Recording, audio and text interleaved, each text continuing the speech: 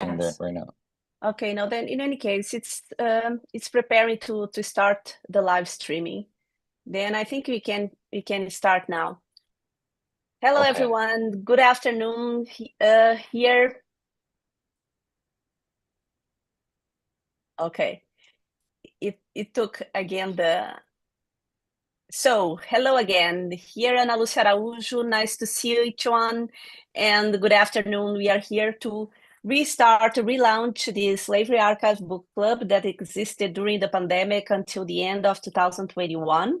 And we are very happy to be back with a full schedule for the end of 2024 and 2025 as well. And today we have the book of one of our co-hosts or our founding fathers, Alex Gil, and he is presenting his new book, then that you see here. And the new book is And the Dogs Were Silent. Is a book, then a manuscript by Aimé Césaire. There is then this a manuscript that in French is Les chiens, taisaient. Then Alex not only found this manuscript, but also edited and translated the manuscript for the first time. Then we have this manuscript not only accessible in French, but also translated to English. And the book was published then in August 2024, and this was published then with Duke University Press. So today we are here to discuss the book. Alex will present, introduce the book, and then after we are going to have, I hope, a fruitful discussion. Then I would like to introduce Alex. I will not take very long. Then Alex is a senior lecturer at the Department of Spanish and Portuguese at Yale University. He has been involved in many projects in digital history and digital humanities. Then you can look at his at the invite that you got, the registration of the meeting. You have then a link to his website and to the web page in the Department of Spanish and Portuguese at Yale. And also you can have also more information about the book by doing that. Then we are going to start right now. And this is a meeting then that we are recording and that is being live streamed on YouTube and is going to stay there. So excuse me if you are making any errors in this beginning, because it's always the first time back is hard, but welcome everyone. Welcome everybody. We're super happy, super excited to start season 3. We took a little bit of a year break, but we're back at the end. Please stick around. Anna will talk a little bit about what we have in store for everybody for 2025. The schedule is already circulating on social media. I saw it like 2 hours ago, and it's super exciting. So today I wanted to talk about the book.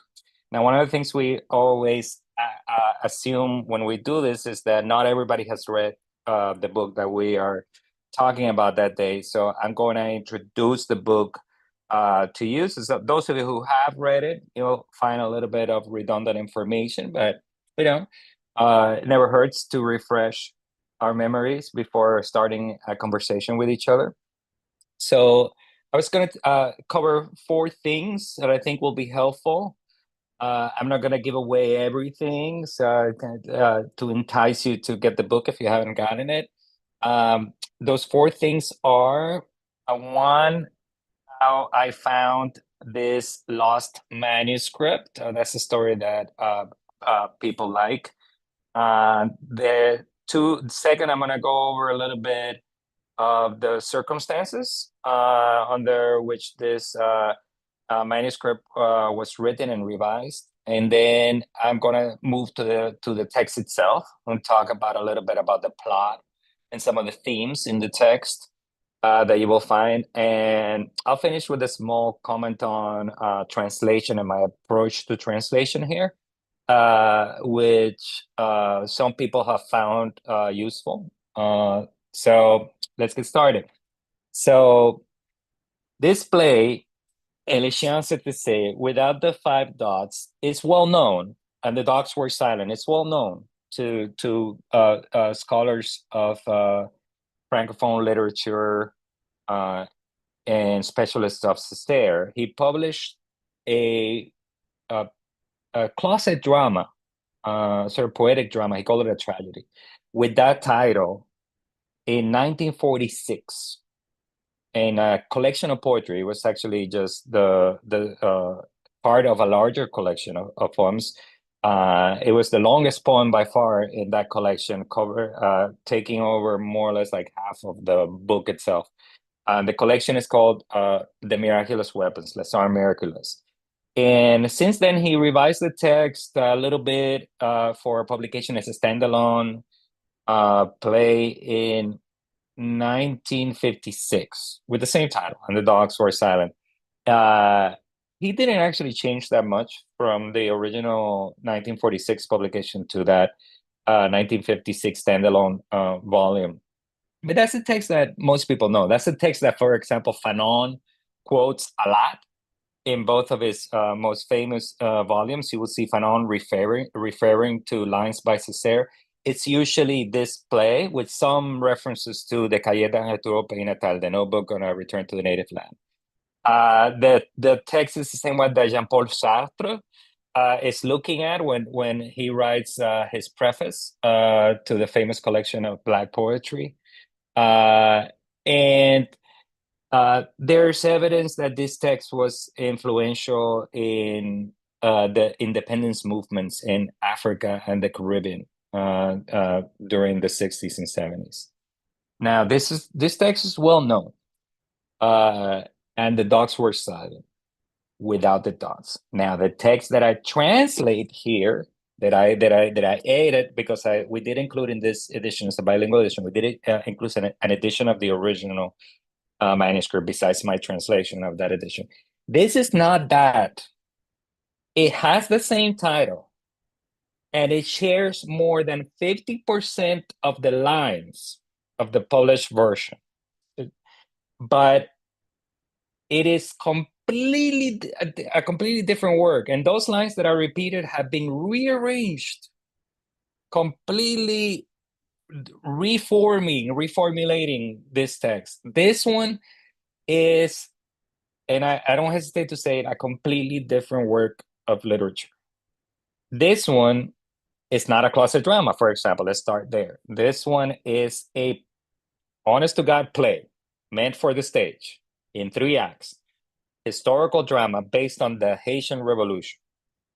So the closet drama that was published, the one that everybody knows, the main character is called the Rebel, and he's in some kind of prison slash lunatic asylum. It's like a weird surrealist vast space of suffering, and apparently he's there because the rebellion failed, and we don't know any historical details about this rebellion or who this person is. This is all very just like abstract. In this one, though, we get a straightforward 3-act play about the Haitian Revolution that actually advances the drama, the plot, in chronological order, recounting the story of the Haitian Revolution as it goes along. In the last act, we find Toussaint Louverture, the main hero of this one, in a prison, just like in the published version. So now we know it's okay. The rebel is Toussaint Louverture in prison in the Jura Mountains, where the historical Toussaint Louverture met his end. But the play doesn't end there. The play comes back to Haiti and ends with the moments right before the Haiti is declared an independent nation in 1804 when Dessalines wins the battle. The final battles that led to independence. So not only is this a play, this is also very well historically and geographically situated with characters named all throughout. So we get the main characters of the Haitian Revolution are there in this play, and it's interesting, and we can talk about it in the question and answer.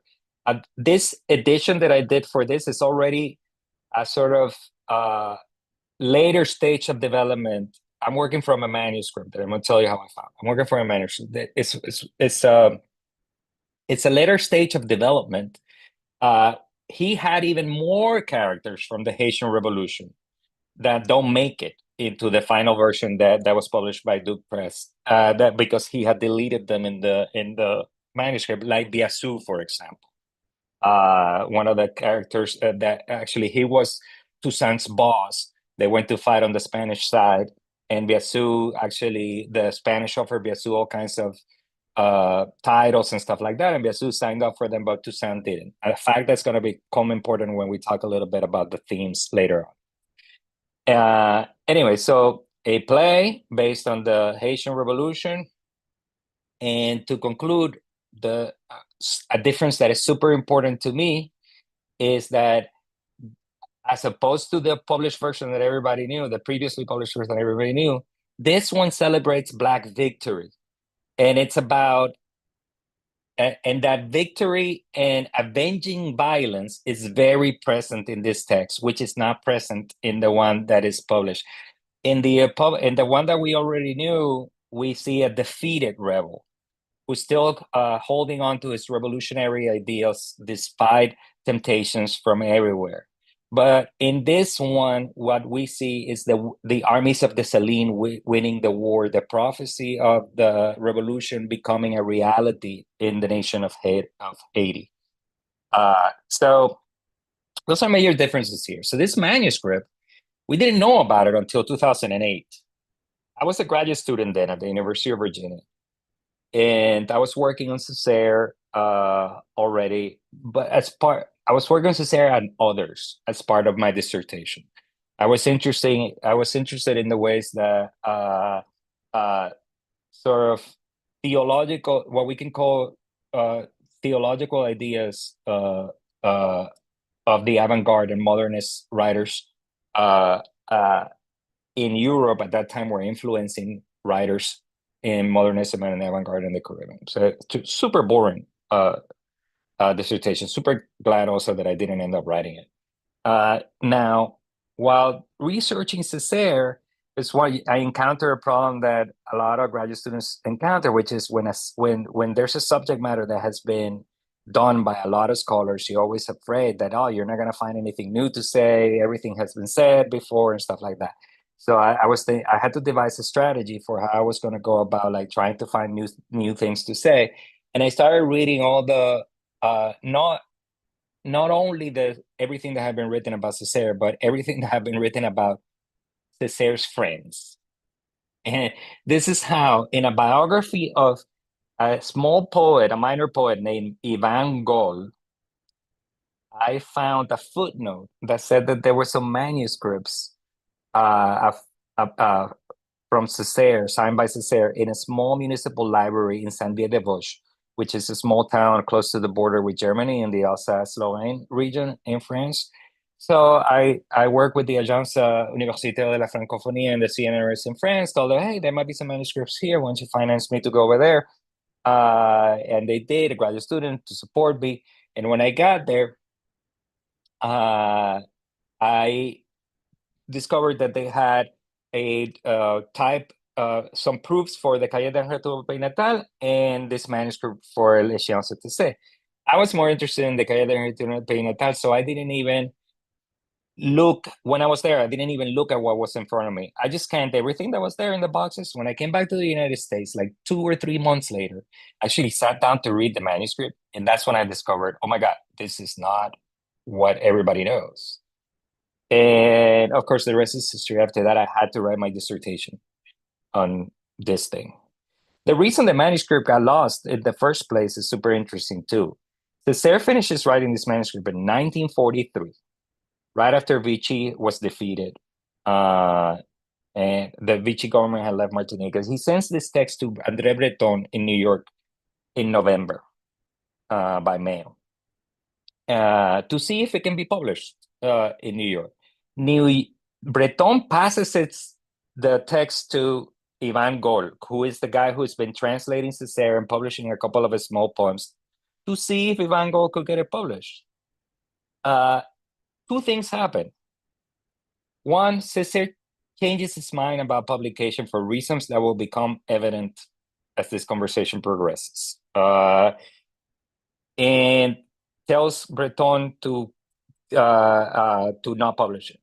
Breton hasn't told Césaire that he passed it to this guy, Gol. He writes to Ivan Gol 3 letters that go unresponded, asking Ivan Gol not to publish this text. The reason these letters went unresponded is because Breton and Gol have gotten into a fight, and at this point they hate each other. This is the second famous fight that these two have. The first one was like 20 years before about who owned the word surrealism, something that both of them have gotten from Apollinaire.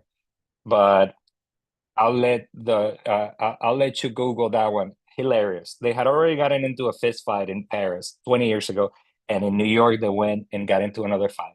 So now this manuscript is in the hands of Gaulle, never gets published. At the end of the World War II, Gaulle takes it back to his hometown, Saint-Dié-des-Vosges in Alsace, with the rest of his papers, and that's where it lingers until 2008, and I find it. That's how we end up discovering this place. Césaire never wanted it published. I always felt a little bad that I ended up publishing something that he didn't want anybody to read. But I do think once you read it, and this is confirmed by the reactions of people who have read the text, once you read it, you understand why this text is so important and why Césaire was actually wrong in not wanting it, not wanting us to know about it. So some of the features of the text, let's go ahead and straight up. Let's go back to this theme of what would be probably the main reason why Césaire didn't want to be published is probably one of the most important features about the text, which I already mentioned, which is that it's full of avenging violence. And it is not apologetic about it. It doesn't apologize for it. In fact, there's the chorus, and those of you who have read the poetry of Césaire, you know that he likes repetition, right? He likes to repeat lines over and over again. He likes anaphoras. Like the Cahiers d'un retour au pays natal, for example, starts with the line "Au bout du petit matin," in the early lights of the morning, or something like this. You can translate it. He likes these repetitions, right? In this one, the line that repeats itself like 76 times, 75, I forget the exact number, is "Death to the whites," which is a historical line. This is not something he invented. We actually have historical evidence that this was a line used in the armies, the revolutionary armies in Saint-Domingue, which eventually becomes Haiti. It's a line that comes from history, and we have testimony of it in history. But this is the line that is repeated over and over again. And there are these continuous shocking scenes of violence throughout the play. In one scene in particular, for example, there's a white woman running away, clearly running away from revolutionaries chasing her with her 2 daughters. And it doesn't show you that she dies directly on the stage, but you get the sense that she is about to die. It seems pretty evident for when you read it. This is the kind of scenes that the text confronts you with throughout, and presenting a really interesting literary experience for us that opens up to conversations about justified violence and revolutionary violence and the price of freedom, which is a theme that at least should resonate with our Slaveryarchive book club, because it has already surfaced in some of the readings that we had. In particular, I can think about Kelly Carter Jackson's when we book, the first one, which we did read during the season 2. I think we did Kelly Carter. Anyways, so this could be probably one of the reasons why Césaire was not comfortable with this. What he told Breton was that he was convinced by surrealism and the theory, and surreal. One of the things that surrealism is known for is they have a prohibition against subject matter. Like the manifestos on surrealists say, like, we don't do subject matter. Like we're exploring the unconscious and dream world and connections and freedom and whatever, and subject matter always goes against that. So that's why he told Breton. He says, you know what, I want to give myself 100% to surrealism, and this text is full of subject matter, history and geography. I want to get rid of it, right? That's what he says to Breton in that letter. I have my suspicion that he's an unreliable narrator of his motivations in this particular letter to André Breton, considering what that relationship was probably like. The most convincing reason to me, if you ask me, is that he wrote this during the Vichy regime, which is basically like the Trump people in Martinique. Like while the Nazis were let's call them the level two evil, these were like level one evil, and they were racist and oppressive, and they were running a censorship regime. They're fascists, and this is the conditions under which he writes this, under conditions of censorship, which we do have testimony from the actual journal Tropique. Was actually, there were several attempts at censoring it, one of them successful, around the time when he's finishing up this manuscript, which prompted a letter of response from Toussaint Louverture that some of you who are familiar with this period and this literature have probably read this letter. Now, it was in this context that writing this in secret, celebrating the things he could not celebrate in Tropique, saying the things he could not say in the journal Tropique, where he was publishing his poems of that time, made sense to him. And because he was landlocked in Martinique at this particular time, with very few possibilities of having audiences outside of there, although he was starting to explore those, it made sense to write this play the way it is. An imagined Black audience, which, for example, is the subtitle of his last play, A Tempest for a Black Audience. So an imagined Black audience, where he explores the theme of revolution and the cost of freedom. This is also why this text is actually not only surrealist poetry, but has dramatic scenes that can be understood by any general audiences. There's tons of dramatic scenes and episodes where you feel like you're watching just a play that can be understood by a general audience. Yes, there you will find the typical Césaire surrealist poetry in the lines of Toussaint Louverture and in the lines of the chorus. But this is accompanied by many other characters and many other scenes and scenarios where you're just getting a drama, a play. Now, once Vichy is done and we transition to from fascist colonialism to what I call liberal colonialism, then also these largest audiences start opening up for him. And now we're talking about a mixed audience. Now we're not talking about a Black audience. Paris is still not in the scene, even though they dream that someday that Paris is the center of the publishing universe in French. The French language will open up again. But right now we're talking about New York, Buenos Aires, Mexico, etc., where we have different Francophone publication scenarios, but this is already a mixed audience. This is already not only Black audiences, but this is also now includes white audiences, Latino audiences, etc. So in this new scenario, to me, it makes more sense to say that, Césaire probably, the whole thing about killing death to white people and avenging violence without apology will probably not land well. Also considering that the death count is the dead are piling up in Europe and in other parts of the world because of World War II. So we have a moment in which we have a lot of death globally because of war. So also that might have been a consideration. Maybe this avenging violence is not going to work out great in this particular moment. That's how I tend to understand that transition to the text that everybody knows so far. So let me conclude now with a couple of notes on translation, which other folks, when I presented the book, have found interesting. I think the highlight of this is that I broke with many of previous translators into English of Césaire who have chosen to translate nègre, which is the root of the word negritude, which is how the word, the movement that we associate Césaire the most with. I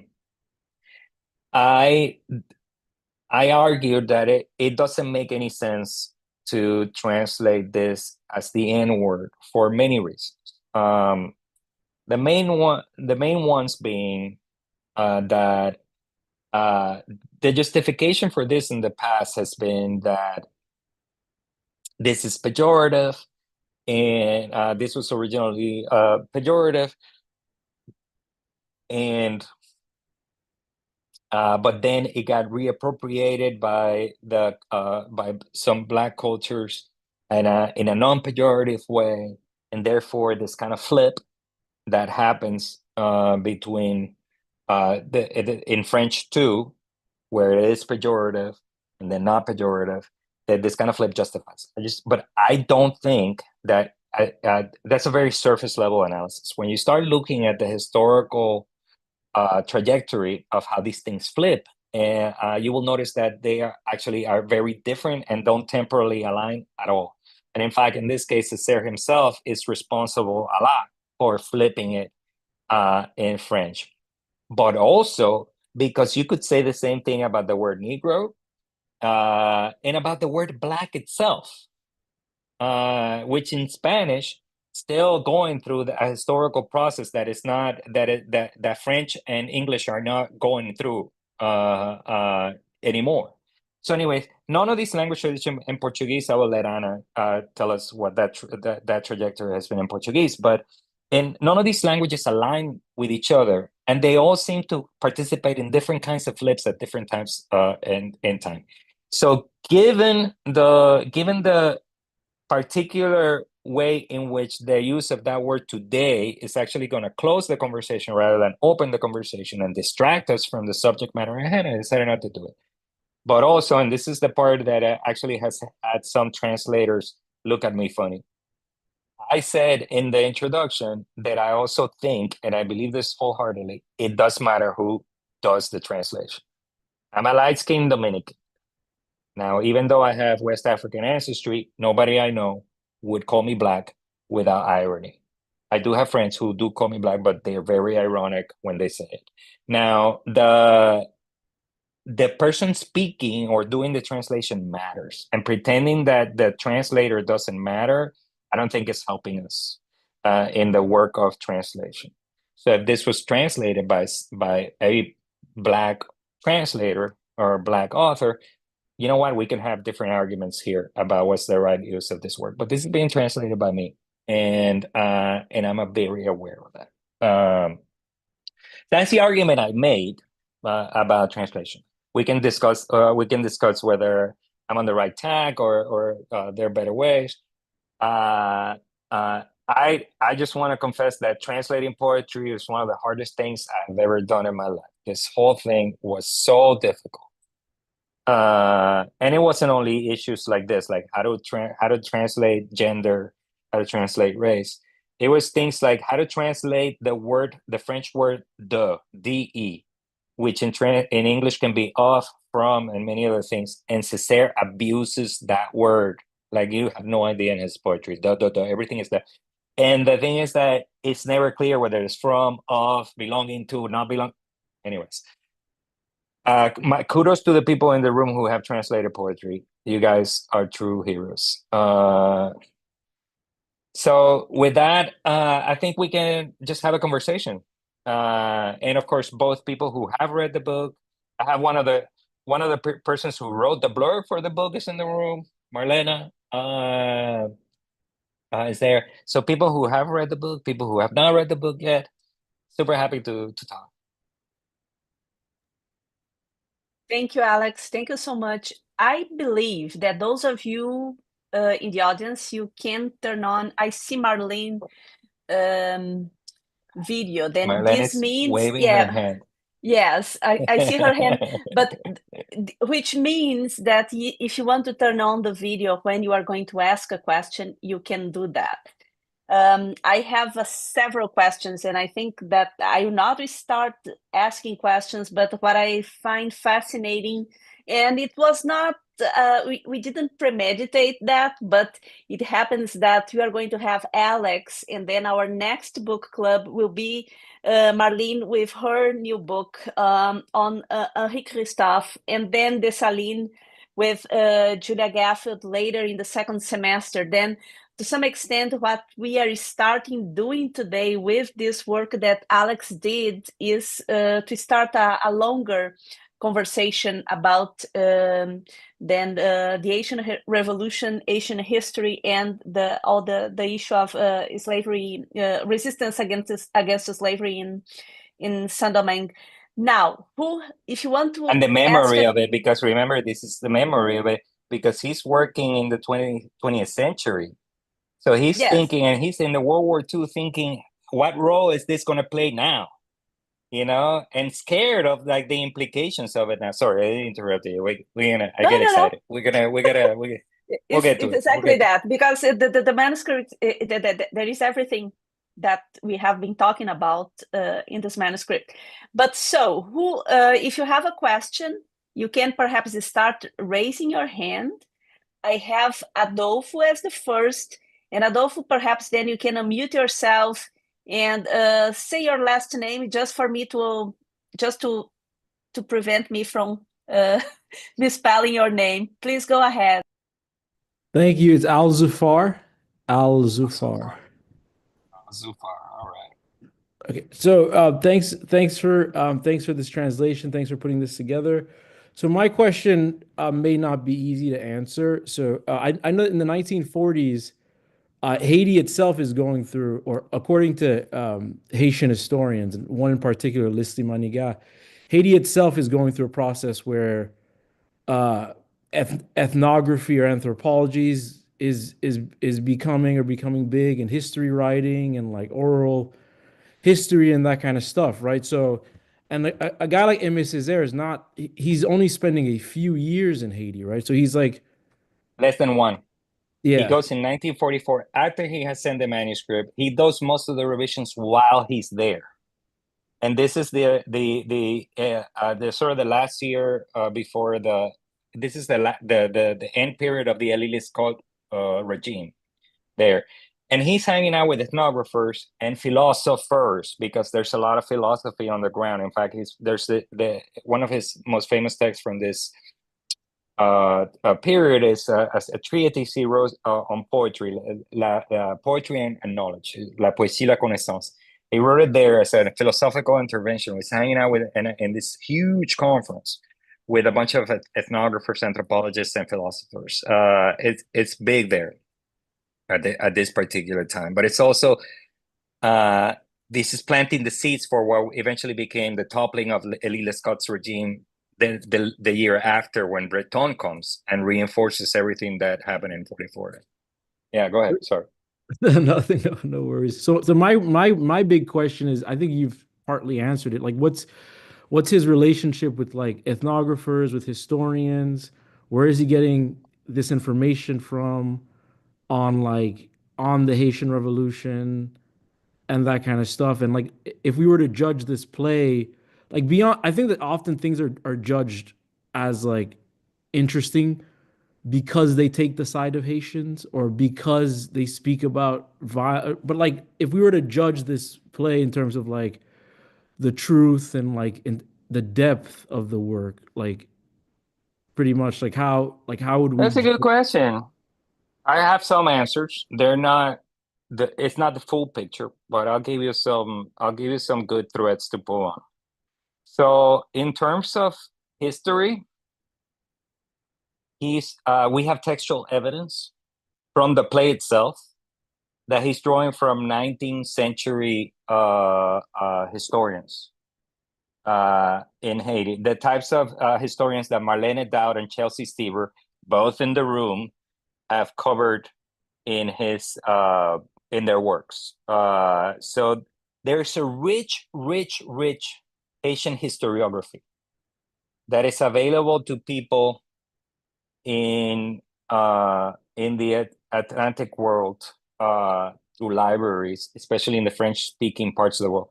Not in Martinique, interestingly enough. So Césaire actually had not read up on the Haitian Revolution until he was a student in Paris in the 30s. It was around 1934, around the same time that C.L.R. James was doing research for Black Jacobins and for his own play on the Haitian Revolution that was written also in the 30s. and that they were both probably at the BNF, at the Bibliothèque Nationale de France, catching up. The reason why Césaire started catching up is because of the Harlem Renaissance. Interestingly enough, he heard about the Haitian Revolution first through the Harlem Renaissance, but he had not studied on it. Now, this is a very erudite young man in the 30s. He's there to do grad school. And well, to do the college and later grad school. He's absorbing so much from the world. Latin and Greek, where he was super erudite in both of those. He's also specializing in English. There's evidence that he's reading even. There's also a boom around this time in Europe of which is of course the fuel for the fascists of reading the German national tradition, the Scandinavian national tradition. So all these sagas, which are fueling the Nazis as they're rediscovering the roots of Aryan myth and stuff like that. All of this stuff is bubbling over there, and he's reading all of it, and he's absorbing all of it. But the Haitian Revolution, interestingly enough, he discovers via the Harlem Renaissance. So this, because he starts reading, he's practicing English, and he's starting reading this, and he's also participating in some of the literary scenes over there in Paris. The Nardal sisters, for example, are running their famous, and they're young at this particular time. They're running their famous literary salon, etc. So once he starts reading. But what is available to somebody like that in Paris in the 1930s is mostly especially him. It's mostly who's not going to tap into the racist tradition of depictions of the Haitian Revolution written by colonizers or Gobineau and those racists from the 19th. No, he's going to read the Haitian historians. And there's textual evidence that he was reading these Haitian historians. And I cite a few of the ones that we have textual evidence in the introduction of the book. So if you want to do a deeper dive into those historians. But it's still a work in progress when he's writing this, right? That he's still learning as much as he possibly can. The problem is, of course, in Martinique, the library is not that good. And I was there recently looking at what they had when he was there, not that much. So everything he did, all the notes he probably took while he was a student in Paris, reading these Haitian historians. When he goes to Haiti, it's a different story. There, of course, a whole world opens up of more contemporary writing, and anthropologists, philosophers working on the ground there. In terms of the actual factuality of the play, he doesn't actually make that many mistakes. Everything that he says is more or less can be located historically. The way he does history in the play, because this is literature after all, it's drama, is not really like retelling the story as a historian would. He's just setting up scenes that evoke a very specific thing that is happening in a dramatic scenario. So, for example, there's a scene in Cap-Haïtien, formerly Cap Français, in the north, where the revolution started in the beginning of the 1790s. There's a scene there with the assembly of plantation owners, right? The assembly meets, and some of the people in the assembly are saying, "Oh, don't worry about, these are good Negroes. They're not gonna rebel. You know how they are. They're super sweet." And like some of them are, "No, this is a real danger. Did you hear that they chopped up the head of this plantation owner, whatever?" This actually reflects some of what we know was going on in terms of how plantation owners were reacting to the news of the revolution. Then these assembly folks leave, and then the rebels take over the assembly. This is also historical, but it doesn't happen so condensed in literary form. In the drama, it's just staged as a sort of episode, right? Everything else that happens in the play aligns with something that we can find in the record, and it's more or less in order, in the order in which it happens. So at least he got the basic facts right. In fact, I think Laurent Dubois, who is a historian of the Haitian Revolution, who could not make it today, he actually said in his blurb that this would be a great text to use when you're teaching the Haitian Revolution. And I kind of, I don't know, maybe, okay, sure, I'm supposed to be selling the book. But the thing is that, sure, it probably could work. But if it does work, it's because it does encapsulate this, like the greatest hits of the Haitian Revolution in such an orderly fashion that it probably works for young students who've never encountered the Haitian Revolution before. This kind of does dramatize the important episodes as they happen, right? Does that answer your question? I think that was I hope. I think it does. I think it does answer. I think that. So I don't in the States there aren't that many people who are critical of the Haitian historians of the like Beauboin Audouin or Thomas Madieu, but I know that in Haiti there are a lot of people who are. Oh, so you know, so he's used to Sarduin. So Yeah, so you know the historians, yeah. So he actually he doesn't use Madu, he uses Sarduin, the eldest, Arduin. Yeah. yeah, for sure. Audouin who was like a thief and so I think that like pretty much like I think that there's like a critical stance like vis-a-vis people like Madieu and Audouin that exists in Haiti that doesn't necessarily exist outside of Haiti. I mean, Audouin was Right. like a like truly an oppressor, and so I think that I really I really like all of what you're saying, and I really do feel that like I'm excited. I'm about to get the book in the mail, so I'm excited to read it. Oh. I don't think the thing is that I don't think he had the critical ability to distinguish. Like for example, like he didn't have Marlene's book in his hand to actually know how these people align, or Chelsea's book to how they aligned with different political moments where Erdogan is trying to convince, the foreign powers to respect Haiti, but then he throws Haitian people under the bus in order to, like this kind of critical attitude. He doesn't get it. A way of understanding how Césaire is kind of trapped in his own moment of understanding at that period in the 1940s is also to understand how he approaches ethnography and Black ethnography in particular. The guy that he actually respects the most, and his wife Suzanne Césaire too, who wrote about this guy too, is Frobenius. Now Frobenius is working in Africa, and Frobenius is creating super wild sort of ethnography. I don't know if you're familiar with Frobenius. Super influential to the fascists too, for other reasons. Like Ezra Pound was heavily influenced by Frobenius, right?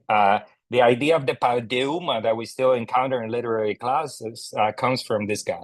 But Frobenius, let's summarize his worldview. Let's make a caricature, but a useful caricature of that worldview. He says that there are two kinds of people: the animal people, which are white people in Europe, and they just eat and destroy everything, and the plant people, which are the Africans who are nice and they can coexist with nature and they actually have a closer relationship to nature. This is the idea of Africa and being Africa that Césaire is trying to recover for himself, because he's also super invested in this idea of recovering an African ancestry. The cultural DNA of Africa is something that he wants to appropriate for the Caribbean throughout his career. He never stopped doing that. And he's getting Africa from this ethnographer combined with whatever Senghor was telling him. Senghor and him were buddies in school in Paris. While he was in school in Paris, they weren't in the same class, but they became buddies. And Senghor would tell him all the stuff about Senegal and like how things were there down there, and the oral traditions and all this stuff. So he's trying to reconstruct Africa without the advantage that we have now, where we have a deep historiography of West Africa. And anthropology has gone through several transformations, and we don't even look to anthropology that much in order to understand Africa. We look now more to historians of Africa to understand the African past, right? So again, he's doing the same with Haiti.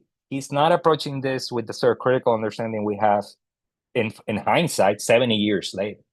Even if those distinctions that you're making were super clear to people in Haiti in the 19th century, I think in the middle of the 20th century, we're not in that moment anymore.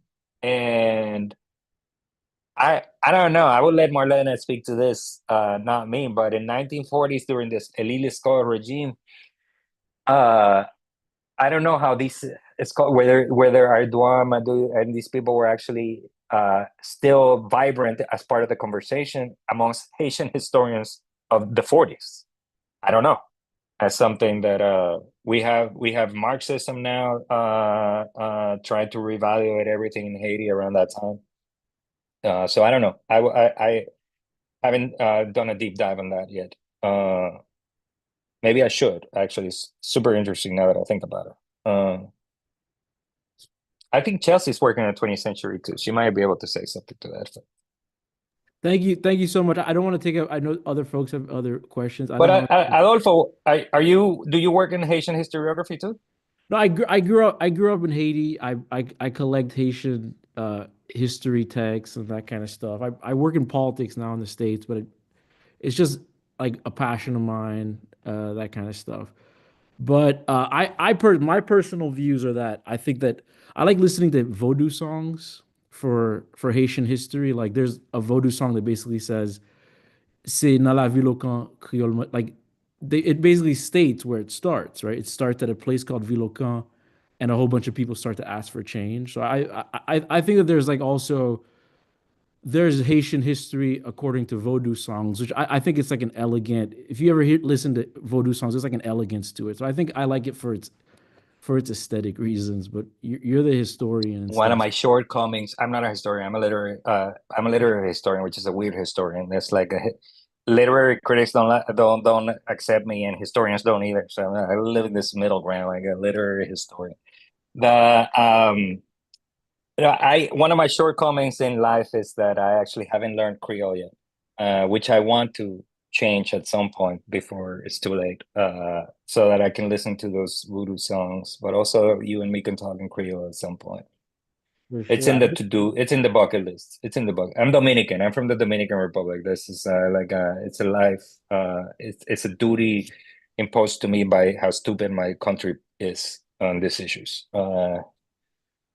For sure. I mean, I guess the other day I bought Dominican tobacco. So someone was selling them, and I held it and I was like, I'm not gonna buy this because it's Dominican. And I was like, I'm being stupid right now, and I bought it. I do think that like to an It's extent, not bad tobacco, man. It's not for bad sure, tobacco. exactly, for sure. But thank Tobacco you for and the tobacco's not to blame. exactly. Thank you. Thank you. Let's see if you have more questions. Let me see if you have here. Uh, okay, Michael is saying something about people who are not accepted in the fields. Here we accept everyone, then we are fine. We have been doing this alliance for very long. Let's see if you have more questions. And perhaps while you are thinking, there is one passage on, I think there is Act 3 that it's very interesting because you were referring to the issue of Africa in this manuscript, and this is Toussaint when he is already in jail, and then he says, "Just like me, your master will bleed one day, shipwrecked, prisoner of my Africa as I am of his Europe. Africa is from now on linked to his destiny. Africa is a part of him. Toussaint is a part of him, whether he likes it or not. I say that Africa, you not let him go." Then is one of the powerful moments here when we have Africa appearing as linked to the history of Haiti. We have now another question. Then Roberta, go ahead. You can turn on your camera if you want, if you can. No, I don't use my camera. I try to Okay. model the fact that there's good reasons why people should not be using cameras or asking our students to use cameras. So anyway, Okay. that's another Go ahead. story. Thank you so much for a really wonderful presentation. I look forward to reading the book. I will say that I am not a translator, but I did want to comment on what you said about the identity of the translator. My concern would not be your identity and a translator's identity because of what comes out of the translator's mouth, but rather whether or not they misrepresent the person who they're translating, right? So my own feeling is if someone uses a pejorative term in the original, that you should not hesitate from using that term because of your own personal identity, because then you're actually misrepresenting the person whose work you're translating. My question is, it's not limited to your book, but I'm wondering if you see a line from Césaire's concerns about what you feel may have been his concerns about justifiable violence, anti-white violence, etc., and the later writings of Fanon, right? If you see a line there, if Césaire ever commented later on Fanon's attitudes towards justifiable violence and so forth. Thank you. Yeah, so I agree with you wholeheartedly about misrepresentation. And it's one of those things where faced with multiple choices, that's where my identity then it's a factor. Who I am is a factor in how I translate it, right? So it's just that it's a pejorative term is used, but there are multiple ways of translating that without misrepresenting. So I'm actually, in a sense, trying to look for the best way to translate it without forgetting who I am. And I think the solution that I came up with actually does not misrepresent what he's doing, because I don't know if it wasn't clear, but I reiterate, negre doesn't translate to the N-word directly on a one-to-one. That's just not how it doesn't function linguistically or socially exactly the same way as the English one. So historically, it never was exactly the same. I believe this of most words in most languages. They don't have a one-to-one relationship from one language to the other. I think with this, most translators in the world would agree with me on that. Language doesn't work that way. And it's also interesting to point out, something I didn't point out. I belong to a generation of folks who are starting to understand that translation, it's not only the identity, who you are as a translator, but the translator is not always, a translation is not always this thing where you're just doing work of representation, of like just my job as a translator is to be this neutral vehicle through which things pass through me, and you will get in this target language, you will get a copy of the original language. It's like there's a lot of ink has been spilled and a lot of debate has happened already over this, where that kind of dream sometimes end up working against, trying to do justice to a translation in any given circumstance. I'll give you a simple example of this. For example, when you're faced with a line that is idiomatic, do you translate it literally, or do you find a similar idiom in the target language? And that's not an easy choice because you're losing something. So no matter what, right? So in translation, you're losing.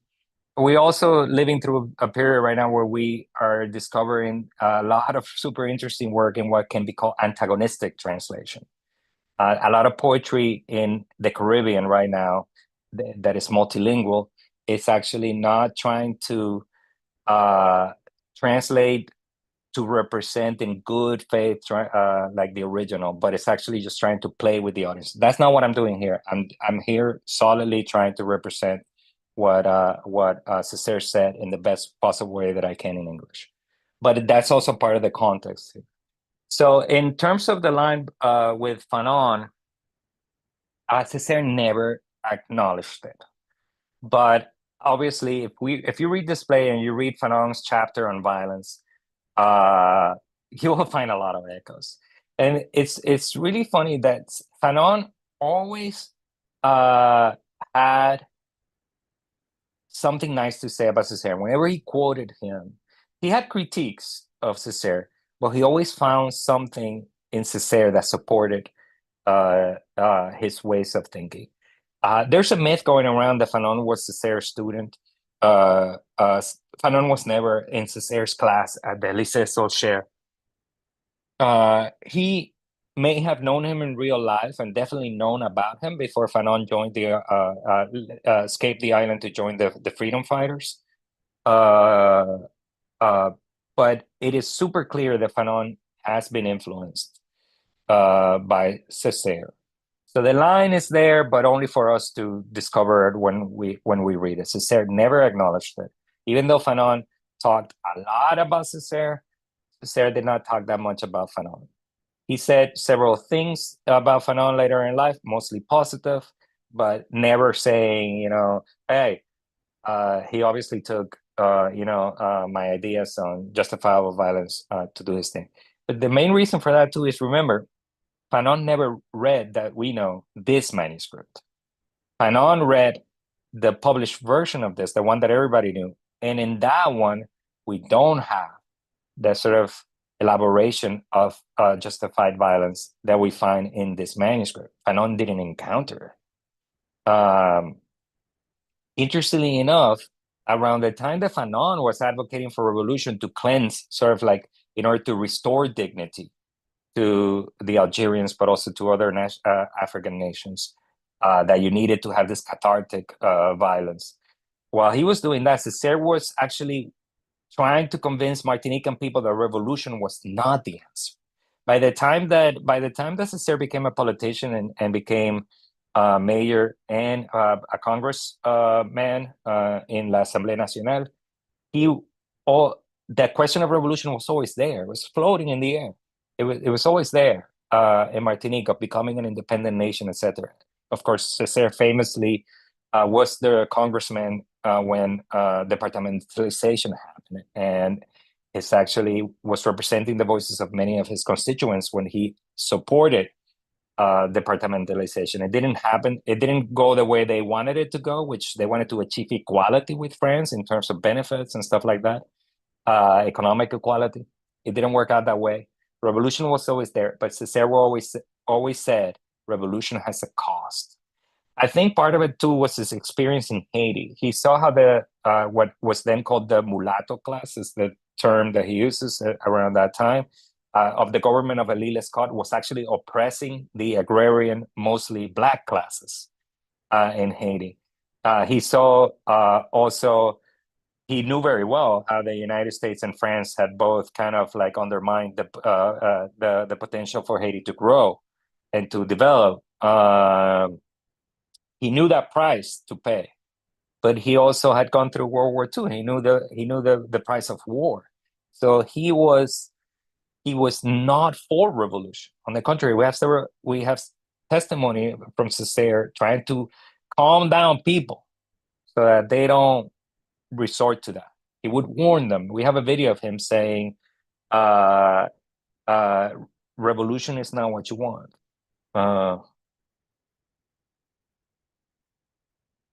Thank you. Thank you so much. We have more questions. If you have a question, please, you can raise your hand. I would jump in then. One of the issues that, because of course there is all this discussion about the Haitian Revolution, and I think that this was something that was already brought with Adolfo question, the issue of Vodun. And here at the towards the end, I don't want to give spoilers about the manuscript, but one of the beautiful passages and the beautiful moments of the manuscript is towards the end, when the Virgin will appear as a mother figure for Toussaint, which is very interesting, especially because we are now just a few days of Christmas, and then this is this dimension of Catholicism that enters here, and of course Vodou is intertwined with Catholicism. But here is interesting because then there is this sort of association between Toussaint and Jesus to a certain extent.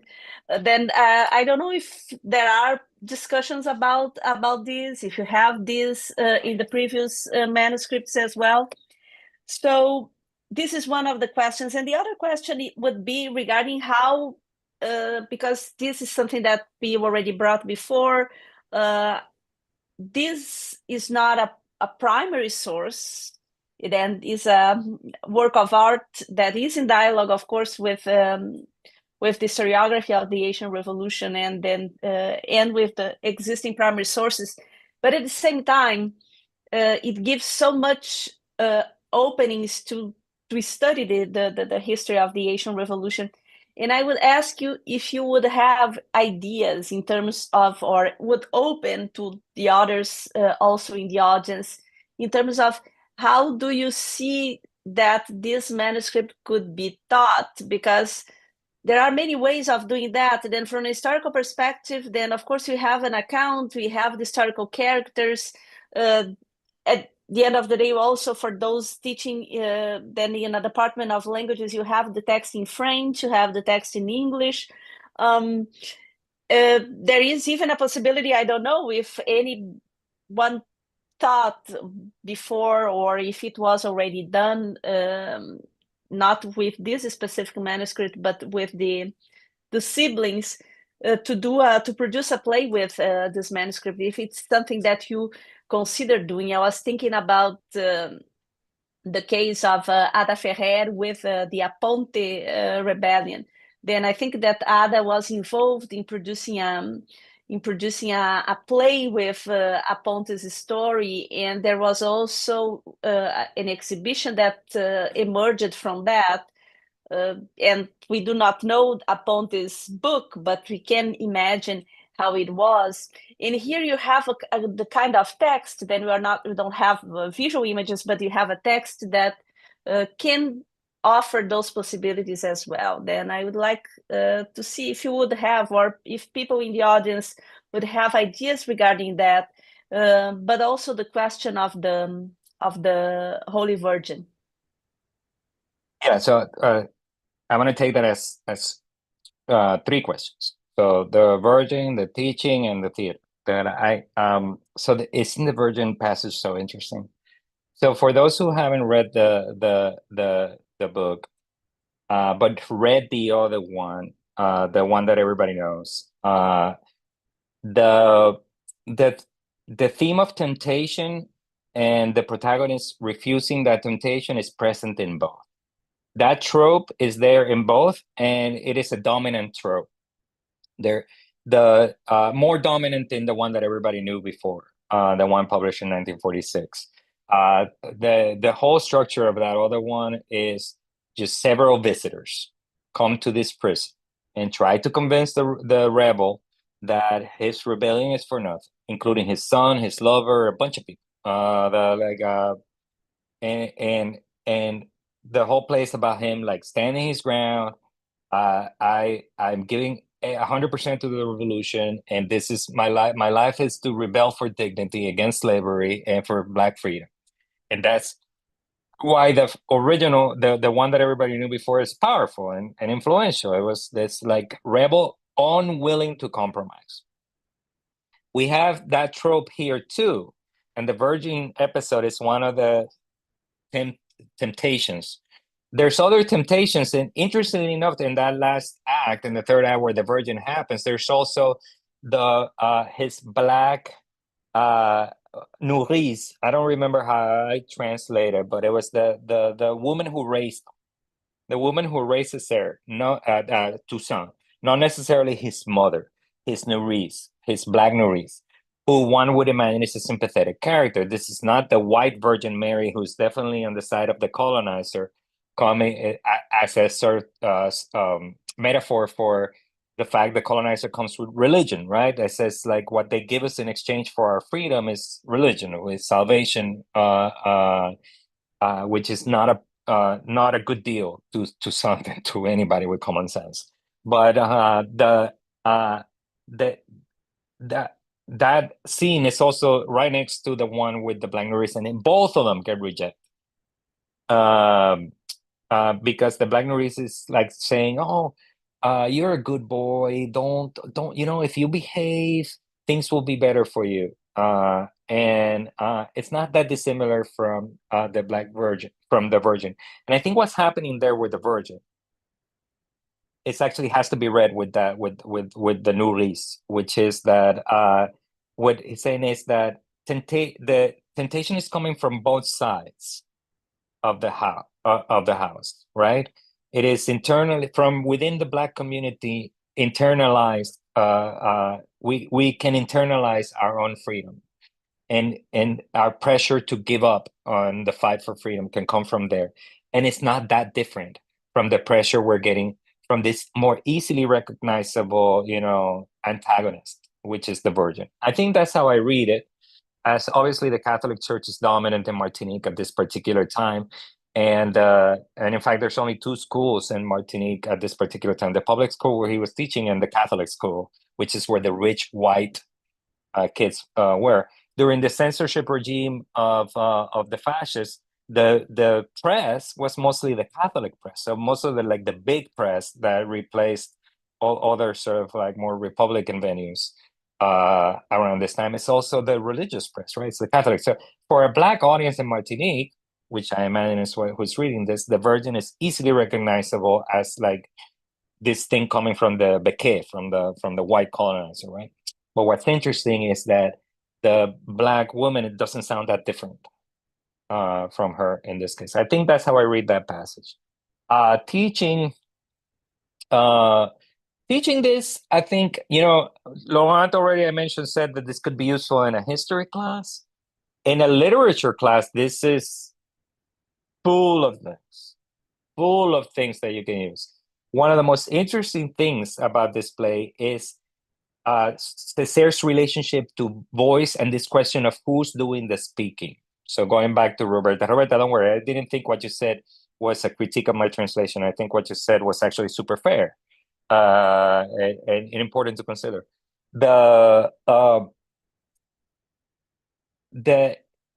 a lot of repetition in the play where you have one white voice saying something and then a black voice repeating that thing.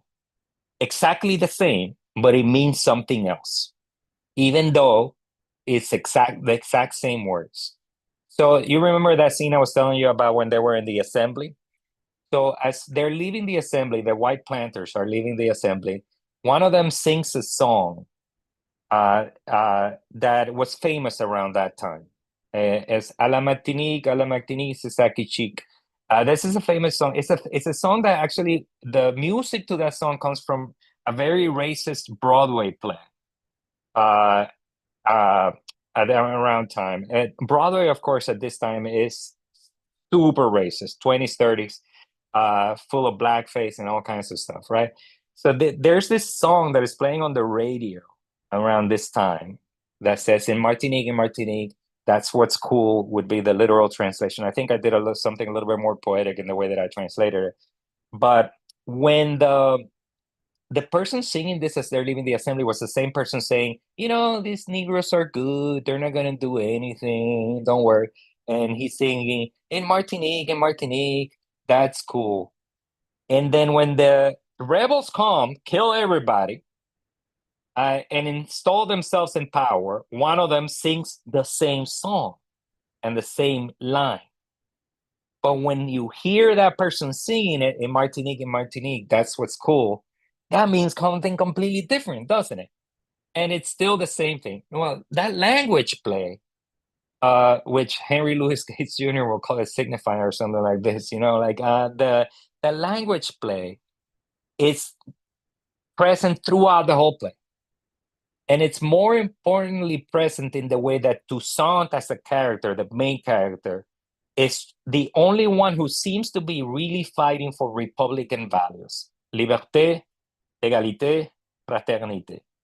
So whenever Toussaint encounters himself in dialogue with representatives of the French, both before and with Napoleon, these people are speaking in a way where their words don't actually hold on to reality of freedom. They're using the same language. They're saying freedom, of course, republic, we're doing this. And Toussaint throws back their own words at them. But because of this phenomenon, we know as readers that what Toussaint means by freedom is that we freedom for everybody. What Toussaint mean by equality means it's like, okay, let's do it. Let's be equal, right? So he's critiquing a way of French speak, which is still happening in 1940.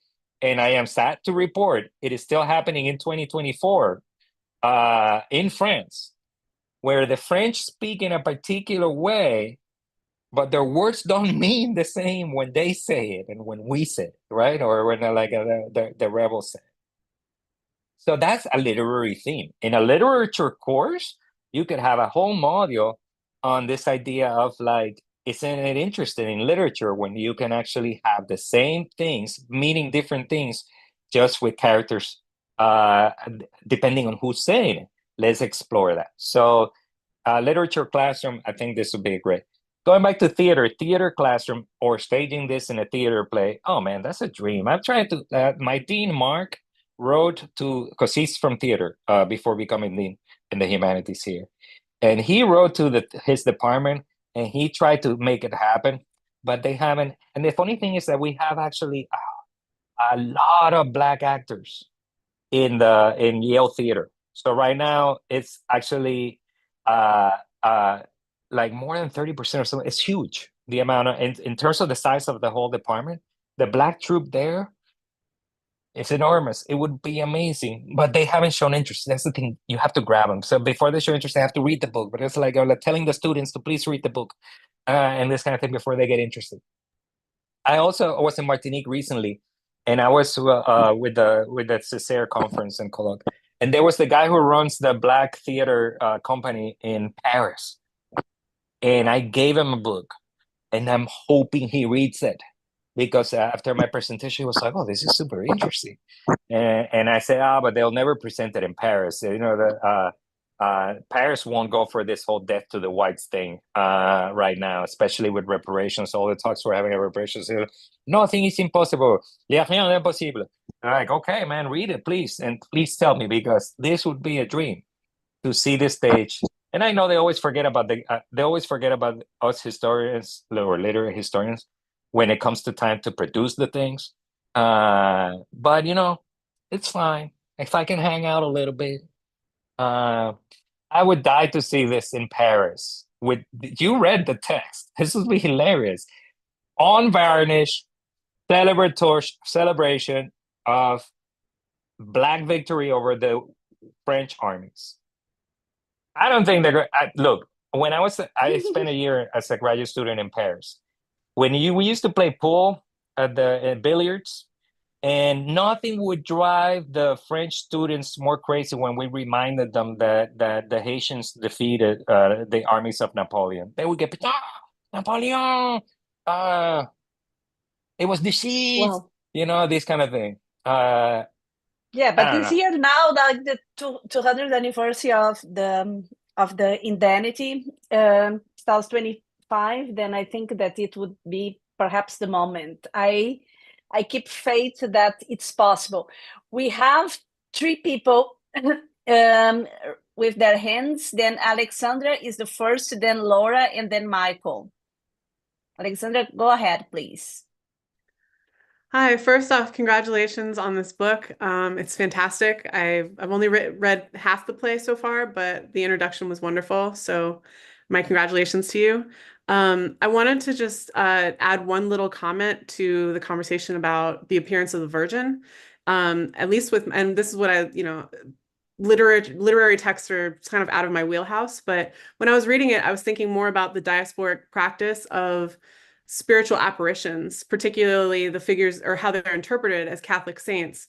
You have the case in the Congo Kingdom and, with Santiago de Compostela being used to justify Catholicism entering the Congo Kingdom practice. You have it in Cuba with the apparition of what then becomes transfigured into Cachita or La Virgen de Caridad. And so my read was, more on the practice of these spiritual apparitions at the onset of liberatory victories, right? Which I thought added a really interesting perspective to the scene of Toussaint in prison, and kind of the towards the end of his life.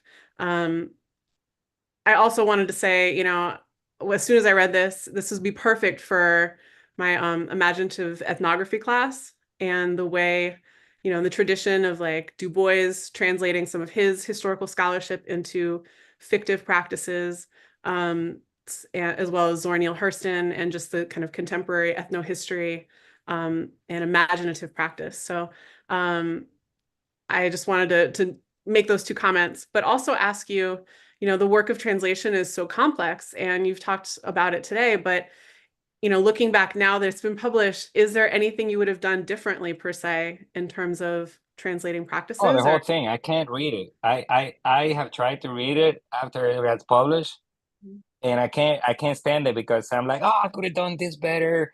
This would have had a better alliteration. I could have used iambic here. I cannot bring myself to read the English anymore because I always want to change something.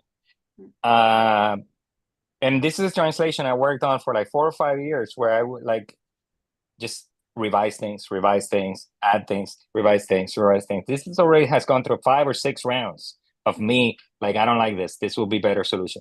And apparently it never stops. Even once in print, you still like read it and you're like, oh, I could have translated this other way and it would have been way better, right? Never. The take-home message is don't translate people. Actually, Kayama would kill me if she heard me say that.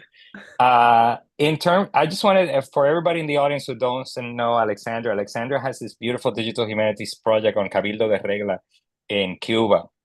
And I think I have to convince Anna at some point that we should have a digital humanities project on the Slaveryarchive book club.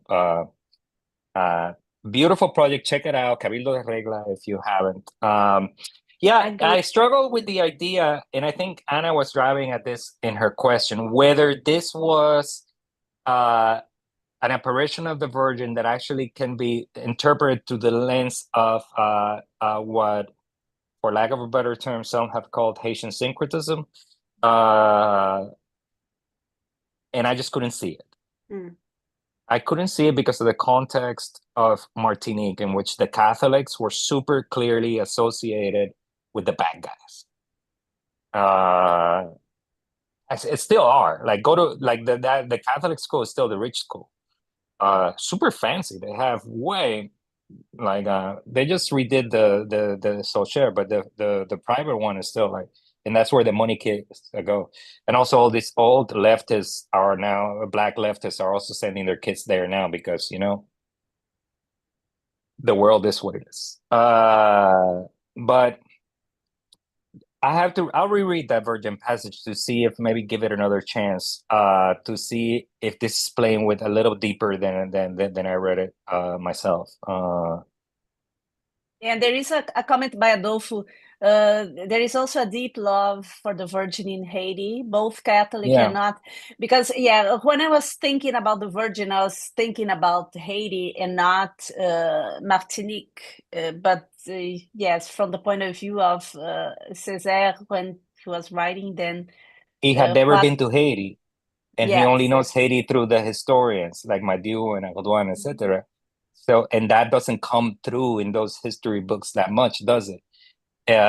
Like you go to Haiti and then you see it, and you see Ursuli sometimes being blended with not so visible for somebody who has only been to Paris and Martinique, and is a young man.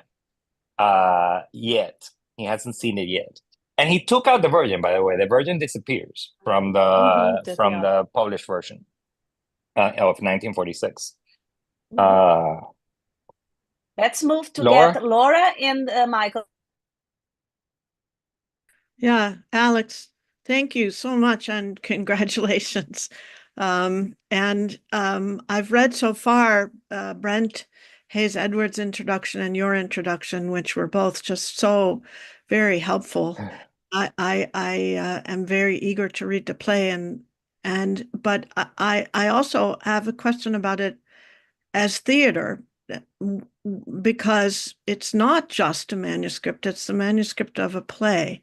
And was it ever staged? I think you talk a little bit about this how difficult staging it might be. But even I was imagining that Césaire and his wife might have had readings in their living room. I mean, this materially, the experience of this is to be read aloud among others in performance. And I wonder what we know about, or what you know about that part of the history. So a lot that is not in the actual book. In the one you have in your hands. Yes, they probably read this. And in fact, when they met André Breton and Wilfredo Lam and all these people in 1941 in Martinique, they had a bunch of soirees. And those soirees were like legendary to all parties involved, who always remembered them throughout their lives. And they would spend hours drinking rum punch and talking about poetry, politics, etc., the war. And I imagine, of course, they would read their text. And we have good reason to believe this is the case, because the actual one that ended up published in 1946 was signaled to us as a text meant to be read to each other as oratorio. As an oratorio, meant for readings, not staging. Now, so he was already thinking about this. The text you have in your hand, let's call it a halfway point. As Anna said, my work so far in my career has mostly focused on digital humanities. I did a lot of computational work on this manuscript in trying to reconstruct the stages of composition of the manuscript. I was curious. I wanted to know how did Césaire. Also, I am part of the ITEM group, l'Institut de Texte et Manuscrits Modernes in Paris, which is the flagship for what we call la critique génétique, the genetic criticism that comes out of France. This is the world that I cut my teeth in as a philologist. And it was the natural question to ask is, how does he arrive at the manuscript we have today? So I was able, through computational analysis, more or less divide the text into 9 stages of composition. The manuscript that you see here, what you see right now published by Duke Press, is the 9th stage, or the final stage of composition. The first and second stage of composition, at the very beginning when he starts this, Toussaint is not even the main character. The Haitian people are the main character. Mm. And the stage directions are way clearer. So there's a lot of things that he deletes as he keeps working on the manuscript that make it easier for us to stage. So this actually starts being de-theatricalized as he's going along. By the time we get to the point where the text that you have in your hand, he's also halfway through the process of de-theatricalizing this, of removing the theater. The original, and the early stages of composition, the theater that we see him trying to put together is clear to me, heavily influenced by documentarist theater. The sort of theaters of Piscator, which Brecht also famously built a career on developing, right? It's this kind of theater that is characterized by a few things. One is large armies on stage. This is usually historical drama, right? Large armies on stage. The presence of documents being represented in the background through film techniques. So using film techniques to represent stuff in the back is super important in this kind of theater. For those of you who don't know more or less what's happening in 1940 or in the theater world, theaters and cinemas were basically the same building. In Martinique, it is definitely the case. There were more movie theaters back then than there are now. There's in Martinique, in Fort-de-France. And half of those were both half of the days they would do movies, and the other half of the days of the week they would do theater. This is just how things were done in the 40s. Same building. So this kind of theater where you combine cinematic techniques with theater is best theorized and exemplified by Piscator, Brecht, and Césaire tapping into that. So there's a lot of scenes, for example, like the Haitian rebels army arrives on the stage, and this is represented on the screen, right? So he deletes all of this. This doesn't even make it to the text you have reading for you. In particular, it is the theater of Claudel that he is the most relevant here. Claudel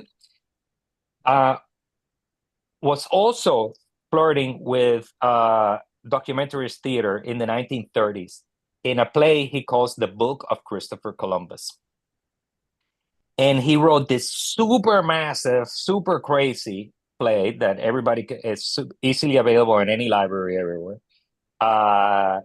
And has similar techniques, right? Like armies represented on the screen. That play by Claudel is also about temptation and refusing it. In this case, though, it's Christopher Columbus refusing the temptations of the Virgin Mary, of his wife, like everybody trying to tell him, don't go, don't leave Spain. And of course, he stands firm in his belief that he must go and conquer new lands for Spain, right? That's what that play. And that play is super famous, where a student becomes the talk of the town while he's a student in Paris.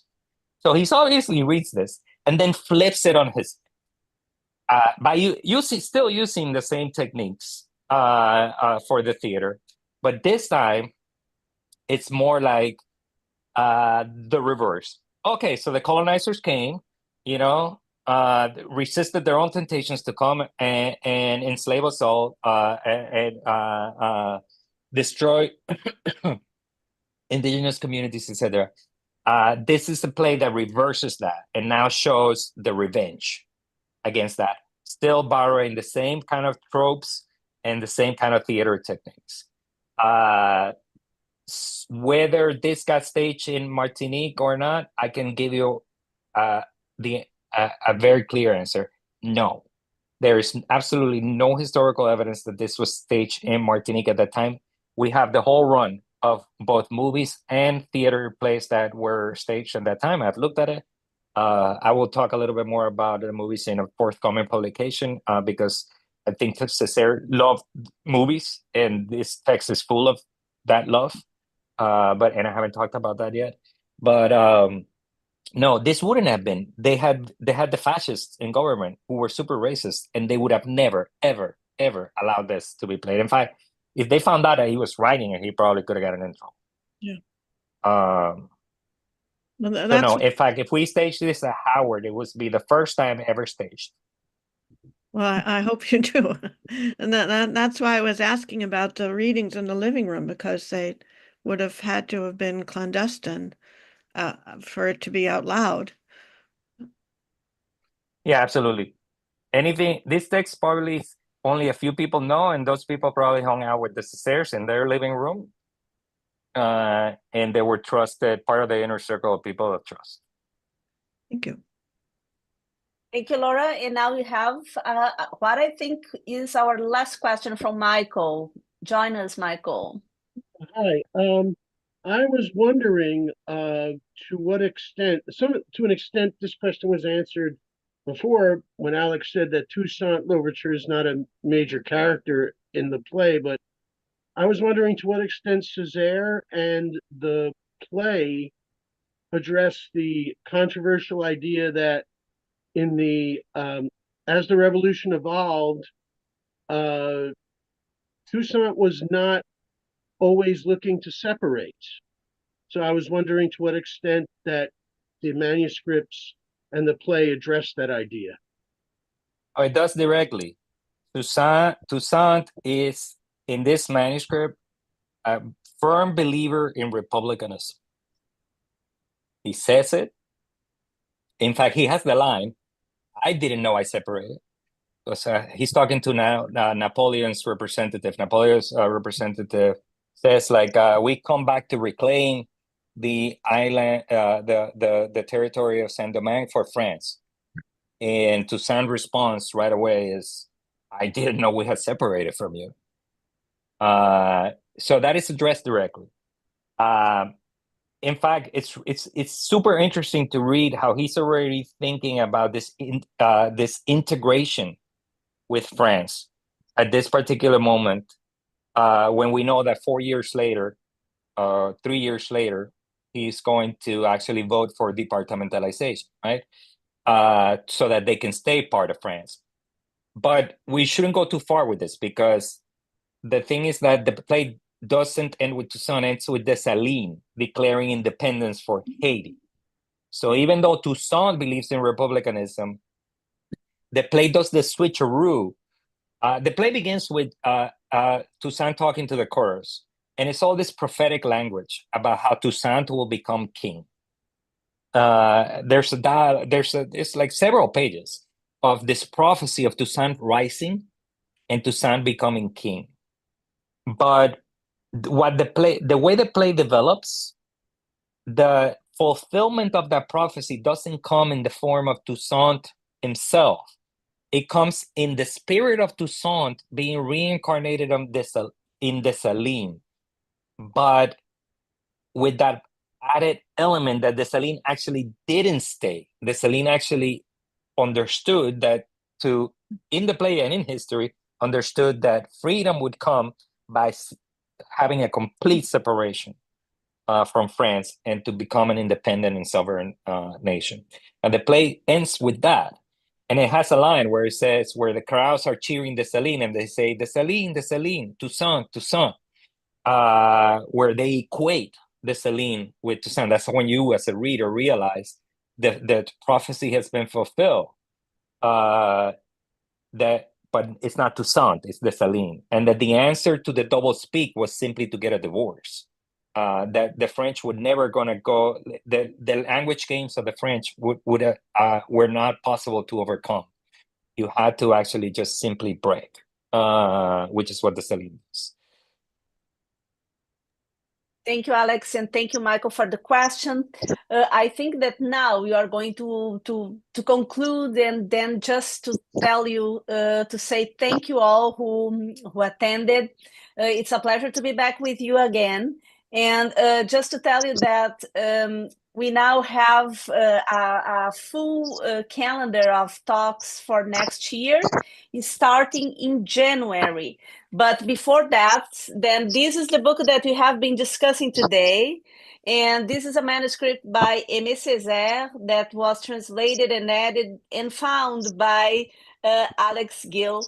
And this is a book that was published with Duke University Press. Then you can find this on any bookshop that you can order online, or with Duke, or on Amazon.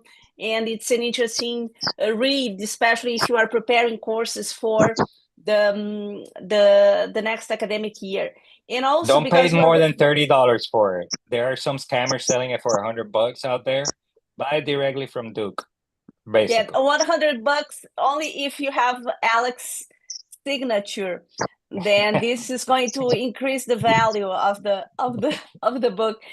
But also to remind you that you have, then I put in the schedule in the chat, and this talk is also going to be available on it's going to be available on online and also on YouTube. The talk will be on YouTube. All talks will be on YouTube. Then the people who are not able to attend will be able to see there.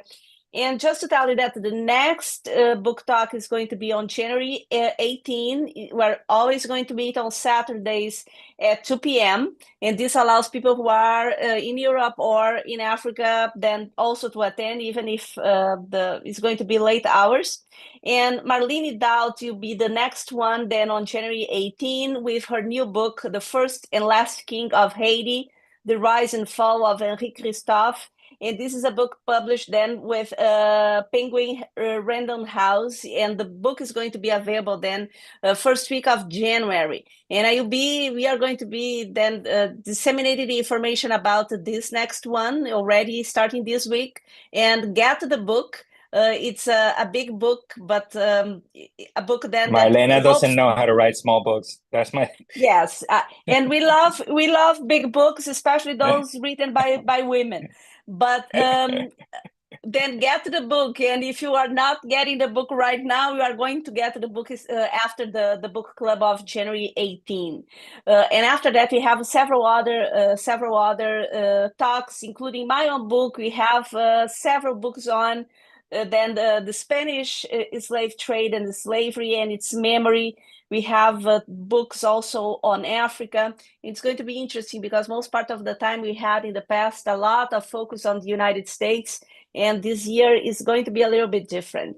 So you are welcome to come back, and I hope then to see you on January 18, and wish you happy holidays and good rest. And thank you, Alex, Happy holidays, so much everybody. for this great work. It was a fantastic read, and it's going to take a lot still to continue then, how can I say, tasting this manuscript. Thank you so much. Thank you. Bye, everybody. Bravo, bravo. Bye. Thank you, Chelsea. See ya.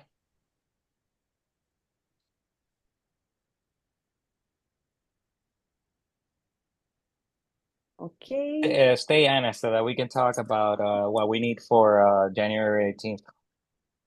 Okay. Let me just see. Marlena just got the book herself. My only thing is that I'm afraid that she just got her own copy.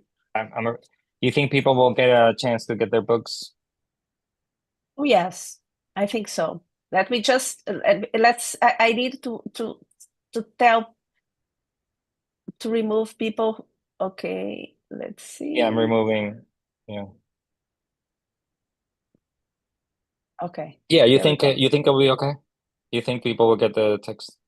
I think so, because the book is supposed to be out on January 7, and then it gives.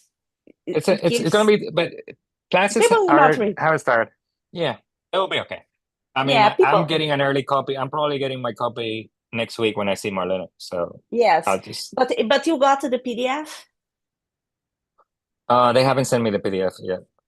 Okay, then you ask her, because she sent me the PDF. Then I can give I'll you the ask her. PDF. I'll ask her. Okay, then I can give you the PDF. Otherwise, then this is what I plan to do. But people, you know that most people, they don't read. Then the thing They is come to book club. see. They come to the book Yes. club to see if they want to read it or not, or to Yeah, get an exactly. idea of what the book is about, Yes. so that they're not. Yes. It's fine.